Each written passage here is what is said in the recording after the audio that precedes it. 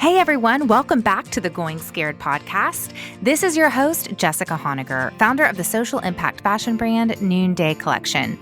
Join me here every week for conversations on living lives of purpose by leaving comfort and going scared.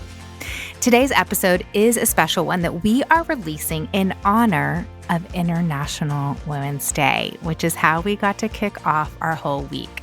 Now, at Noonday Collection, International Women's Day is an everyday celebration. And you are going to get to hear today from 3 of our artisan business partners from 3 different countries. You'll hear from Roopa Mehta, who is the CEO of SASHA Association for Craft Producers in India, and is also the newly elected president of the World Fair Trade Organization.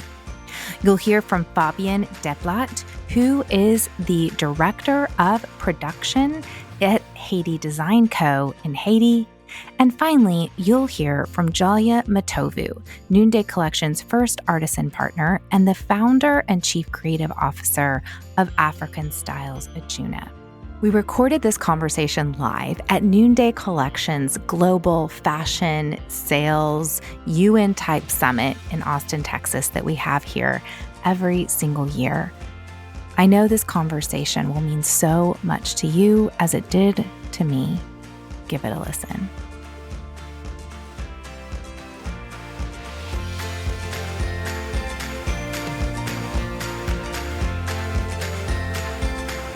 We are coming at you live from our International Global Women's Summit. Does fashion, does business development, does inspiration. I cannot think of a better place to have a conversation about woman empowerment than here at our annual Noonday Collection Conference, Shine, where we celebrate women every day. We have special guests for today's panel, and I'm so excited to welcome to the show Roopa Mehta, Artisan Business Partner from India, Fabian, one of our Artisan Business Partners from Haiti, and Jalia, one of our Artisan Business Partners from Uganda. Welcome to the show. Now, I have gotten to walk with each of you for a few years as we have scaled and built and created impact across our partnership. And I experience you as strong female women who have people reporting to you, who you're developing, who you're leading. But I can imagine there's been some self-doubt along your journey. So I wanted to hear about a woman in your life who, when you were feeling a little bit like unsure of yourself, how did you borrow courage from her? Fabian, can I start off with you? Because I have a feeling I might know who you're going to talk about. I remember when I was a teenager, I was kicked out from a prestigious school, and my dad was telling me, okay, this school is for you. If you're going to continue with that school, I'm not going to pay school for you anymore. And my mom told me, you know, Fabian, I'm gonna do anything to pay school fee for you. If I need to sell peanuts in the woods, I'll do it for you. So I always remember that special time she stepped for me and she said, I'm gonna keep supporting you. You have a strong mama. I've gotten to meet her. Yeah. She's an amazing woman. She now regularly travels back to Haiti to encourage and give courage to women there. Thank you. What about you, Roopa? You know, again, mothers are special. So I just learned driving. And I'd gone to drop my younger sister to the bus stop. Coming back, to avoid somebody, I took the car into the ditch. And the car was damaged a little. I came back home. I went very nervously to my mother and I said it was her car. Very nervously, I told her, I said, Mama, this is what's happened. I'd done this. Immediately, she took me back into the car and she made me drive. She said that, no, this is the way you overcome fear. So that's awesome. A lesson I've never forgotten. Yeah. Okay, take me back 1 second, because I've been to India several times and I know not many women drive there. It's not as common as it probably was then. So Tell me about that. Was that a big deal that your parents let you drive? Well, my mother drove, and I taught myself driving. Okay, that is awesome. So yeah, That's my mother awesome. was driving, and yes, but my generation of people from where I was, people were driving, women were driving. I don't drive anymore though. Okay. Okay, I hear you. Jalia, what about you? I think for me, you asked about a time when I was feeling doubt in myself. I think for me it was you, Jessica. Yeah. I remember the day you came to Uganda the first time, and you told me, Jalia, you are a designer now. Why don't you wear makeup? Why don't you wear your jewelry? But at that point, I did not feel like I deserved to wear lipstick or to wear the jewelry that I was making. It was for others, but not for me. But you encouraged me. You said, you have to do this, try this out. I remember you trying the lipstick on me, but I could not feel like it was for me. So I really have borrowed a lot of courage from you, and you have made me believe in myself, and you've made me come from very far. Thank you. You look beautiful. Thank you. With your lipstick on today. We are at Shine, which is all about celebrating women and women lifting one another up. We say that when a woman shows up, she goes up, and we take other women with us. In our own Noonday Collection Ambassador Manifesto, we say that her success doesn't diminish my success. And I want to understand how you were influenced, a situation where you saw women supporting women in your community that also helped you to adopt that mentality. Roopa? Well, I've always had women bosses, and I think the most influential one was Shabi, who we co-founded SASHA, and she was amazing because she was the one who taught me also of how you can support women. And for me, I think that was it. Yeah. Jessica, that was it. Yeah. Fabian, what about you? In Haiti, women are really supporting women because they are the one who's like always in the front, do what they need to do. Even they don't have the privilege to do a lot of things, they will like make the effort to have others use that privilege. We see moms, they don't go to school, but they are fighting for their daughters so they can go to school. They don't go to university, but they want to make sure their daughters like reach that level. It's like they are not selfish. They just want to push other women because they know they will be the future. One of the most powerful moments I've had in mine 9 years at Noonday Collection is when I had the opportunity to visit Haiti and go to Weedlin and Yvette's home, which they were cohabitating together. They couldn't afford separate housing, and so they built a house together. And I mean, I have a joke with my husband that I would take sister wives any day of the week. So I was just so inspired by that, and I've been like sisters. Yes, yeah. I've been so inspired by women in Haiti in particular and taking that approach. Jalia, what about you in Uganda? I see many women standing up for one another, supporting one another in many ways. For example, in my workshop, there was this one time when one of my workers, Mama Jabal, she had stayed in the abusive marriage for a long time, and she was getting ready to come out of it. But this one day she went back home and she found her children were outside of the house. The husband had kicked her out and had taken everything with him, everything, including blankets for the children, saucepans, everything. The house was clean. And she did not know what to do or where to go that night. But women in my workshop came together the next day when they found out that this had happened to her. Everyone brought something to help her start over again. They brought cups and plates and blankets and jerry cans and just that to support her, and she really felt the support. I see a lot of these things happen, like Even in their homes, when they have trouble, women all come together, they cook a meal together, they support each other. Even though for me, I always felt like I can contribute skills to the women in my community, I have learned a lot from them that it's not only the income that they need, but also the community, the sisterhood, the togetherness, the support they borrow from one another. Yeah. So good, so good. Let's talk a little bit about challenges. I know each one of your countries has its own unique challenges when it comes to women. Roopa, how would you describe some of the challenges that women are facing today in India? This might sound strange, but really safety. Safety in workplaces, safety in homes, safety in, in public places. It is something that is there, is present.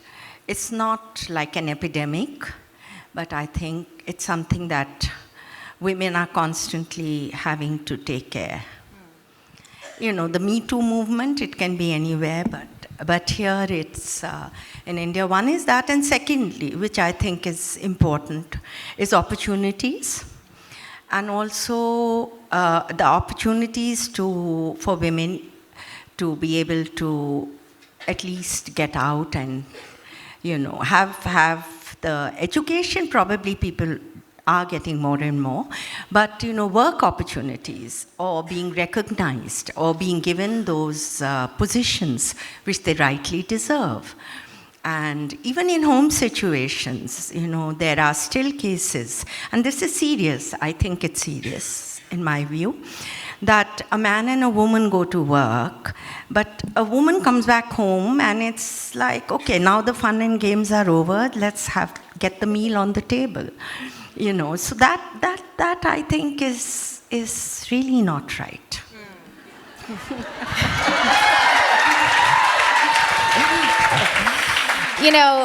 It's interesting that you do bring up safety and sort of with pause. Like, I know it sounds kind of strange. We have partnered with International Justice Mission over the years. We got to hear from Melissa Russell, president of International Justice Mission, and their primary mission is really to make violence against the poor oblivious, and they are fighting for safe places. It's something that we don't think about very often, and I just want to take a moment to celebrate that we, through our partnership with IJM, were able to fund 3 rescue operations, $20,000. So thank you for sharing that. Fabian, what about you in Haiti?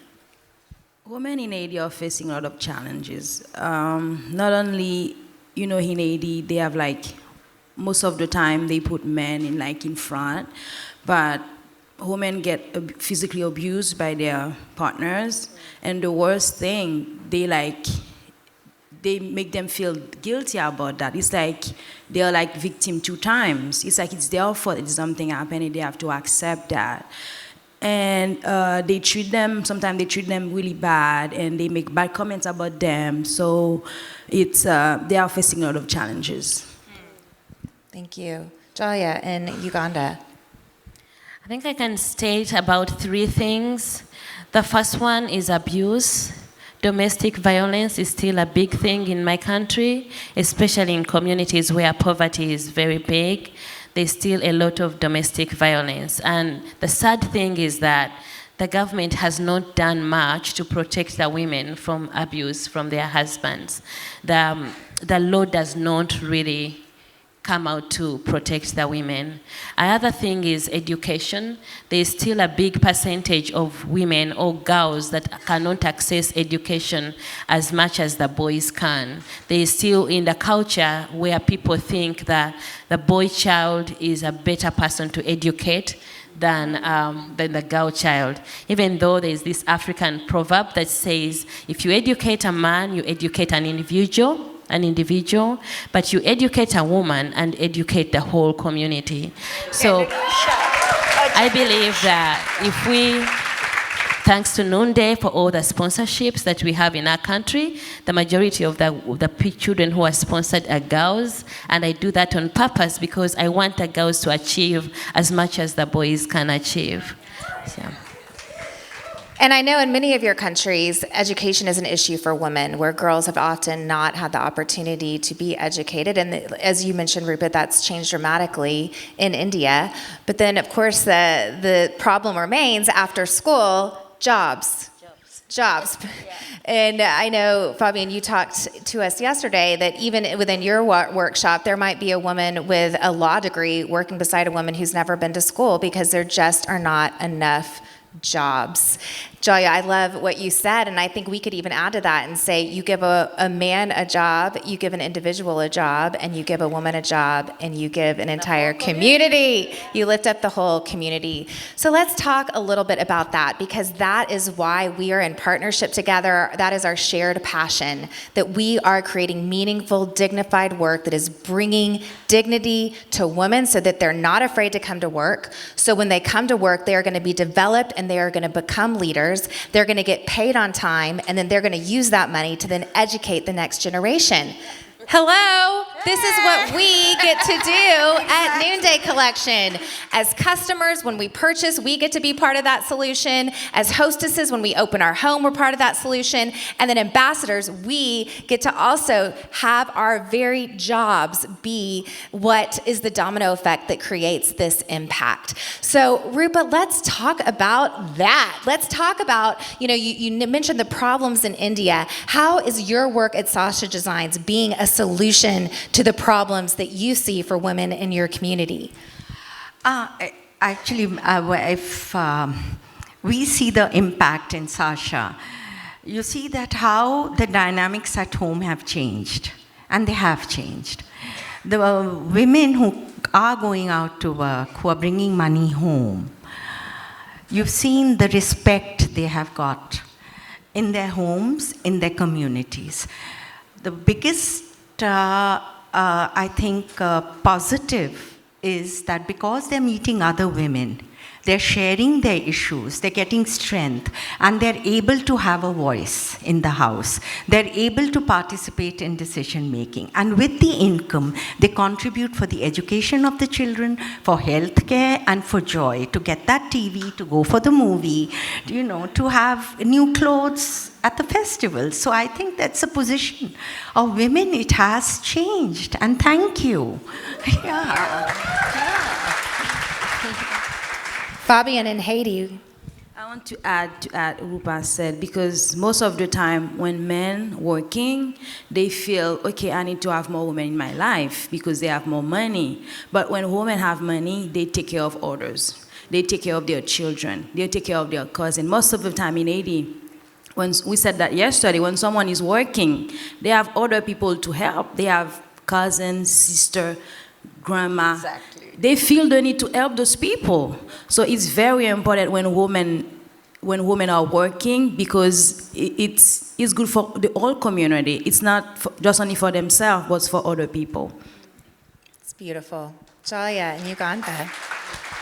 So employment in my country, employment does not only provide income, which is a very everyone needs income, but employment also gives these women dignity and independence. Because they're employed, I've seen several of them who are able to come out of abusive marriages. I remember one woman who came to Jessica and said, Jessica, thank you so much for the job, because now I can leave my husband. Because some women are stuck in these marriages only for fear of being homeless. I've seen that when women are employed, they get that independence, they get that the power to live and be free from abuse. They also be able to provide for their children, for their family, the extended family. Employment is such a huge thing. It transforms the whole person. I know in Uganda there's something called land grabbing, where even though the law says that a woman has a right to equal rights to land, in actuality that's not what is practiced. And so the stories that Jalia has described on the podcast, that this woman, Mama Jabal, came home and her house was just cleaned out, she really didn't have a right to her home according to the culture of the community culture.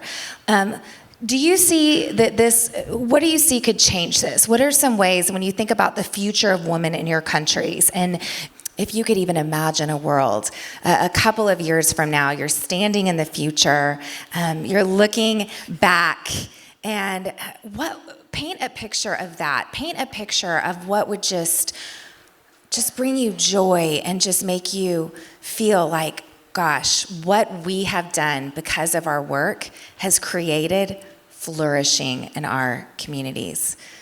What about you, Roopa, in India? You see so many examples of this. One of the most moving one for me was, again, this particular family, community, and it is a Muslim community, very, very conservative, where initially when we started working with them, the leader of that group that we helped set up, she wasn't even allowed to come to the office. But that changed. And for 6 months, the husband would come. And then of course, she started coming, and other women were traveling also to the city to do their business. And then I went to the village.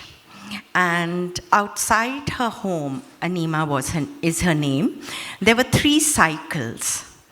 And I asked her, who are these cycles for? Because I know she has daughters.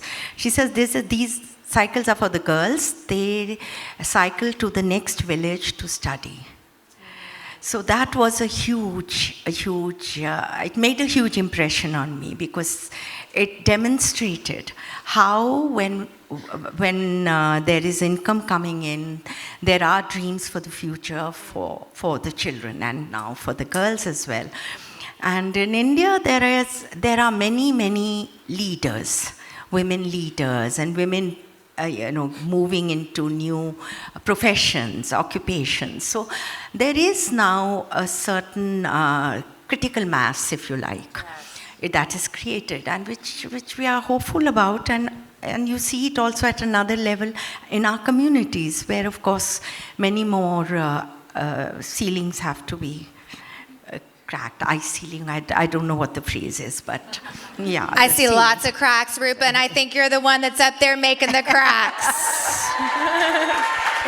Many, many like me, Jessica. There are many amazing women working in this sector, really. Wow. So good. And I know that there's so much collaboration and that you're doing it together in an organized way. Exactly. Which is very Indian. You all are very organized. Exactly. Fabian, what about you? What do you dream about? I would say there's a lot of work that needs to be done to in the future, but I will see, let's say right now, there's like women leaders in church, leaders in their community, but especially in Haiti, we will need more women in the political side, because we've been experienced like men all the time, and we see the result. Maybe it's the time for more women leaders, women senators, women chief of a political party, so they can carry more women with them. I love that. One of our very own ambassadors just ran in one political office in her town, Holly Weimer, just giving a shout out. Jalia, what about you? I dream of a world when I could see more Jalias coming up in Uganda. Women who can own their worth and believe in themselves, and gather enough courage and also go and help other women. I know I've been doing this, empowering women in my community, but I haven't seen more coming out to be like me. I would dream of that time when I would see Nakato starting a workshop somewhere, or like Mama Jabal organizing a group somewhere, empowering others. Well, I can give myself some credit, because I see now like Nakato is a leader in a church, and I see, okay. Yeah, but I dream of a world where I see more women leaders coming up, and also seeing more girls acquiring education. And I dream of a world where I could see more employment being created, and yeah. Well, there's a quote here in America: you can't become what you can't see. And you are the woman that people in your country are seeing, so now they know what they can become. And yes. So our dream would be a shared dream with yours, Jalia, that there would be Fabians, that there would be Roopas, that there would be Jalias. And that's not just a far off dream. It's something that we've seen happen already in the 9 years that we've already been able to partner together. Noonday's already been able to scale. We've already seen women go from disempowered situations to empowerment. These women here that spoke with us today have already multiplied themselves, and those women are multiplying themselves. And that is how we are going to change the future.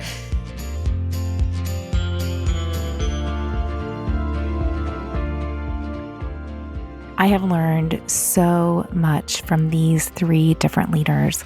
I've gotten to visit them in their countries, and working with them is a great joy.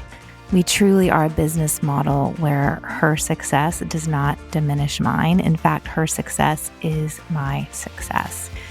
If this episode got you curious to learn more about Noonday Collection, I would love to share more with you. You can hop on over to my Instagram account and DM me, but go give Noonday Collection a follow on Facebook, on Instagram. Go check out our website if you would be interested in joining our global community. We are looking for women just like you. If you are looking for a side hustle, if you're looking for a community, or you just want to be a part of something bigger than yourself, head on over to noondaycollection.com, where we celebrate International Women's Day every day. Thanks so much for joining me on today's episode. Our wonderful music is by my good friend Ellie Holcomb, and today's episode was produced by Eddie Kofoltz. Until next time, let's take each other by the hand and keep going scared.